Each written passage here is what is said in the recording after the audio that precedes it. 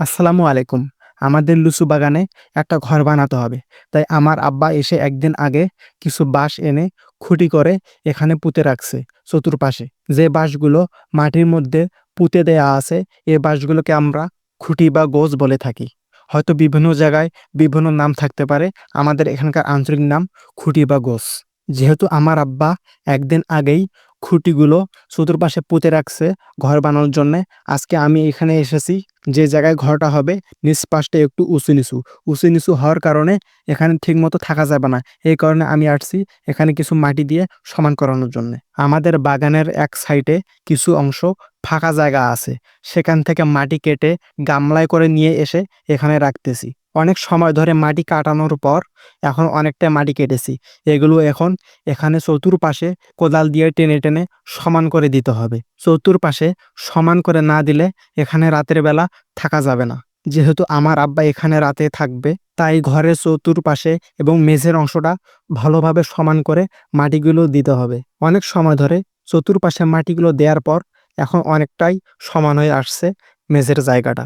এখন দিব দুই পাশে থাকা খুঁটির ওপর বাঁশ চড়িয়ে। বাঁশের উপর দিয়ে সামনে থাকা যে প্লাস্টিকটা দেখতে পাচ্ছেন, এটা এর উপর দিয়ে আমরা দিয়ে দেব।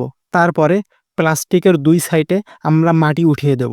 আপনাদের একটা বিষয় বলে দেই, লিচুর বাগানে রাতের বেলা এবং দিনের বেলা পাহারা দিতে হয়। আমরা যদি পাহারা না দেই, বাইরে থেকে কিছু লোক এসে লিচু চুরি করে নিয়ে যায় এবং রাতের বেলা বকঢুল আসে। বকঢুল এসে লিচু কিন্তু খেয়ে নেয়। বকঢুলের কাছ থেকে লিচু রক্ষা করার জন্য এবং চুরি ঠেকানোর জন্য আমরা কিন্তু লিচুর বাগানের মধ্যে লিচু যখন পরিপূর্ণভাবে হয়ে আসে তখন থেকে আমরা পাহারা দেওয়া শুরু করি লিচু পাড়ানো পর্যন্ত। আমি ঘরের মধ্যে যে সময় মাটি কেটেছিলাম, ওই সময় শুধু নিচ পাশটা মাটি কেটে এবং সমান করে খুঁটির উপর বাঁশগুলো উঠিয়ে দিয়ে ঠিকঠাক করে চলে এসেছিলাম।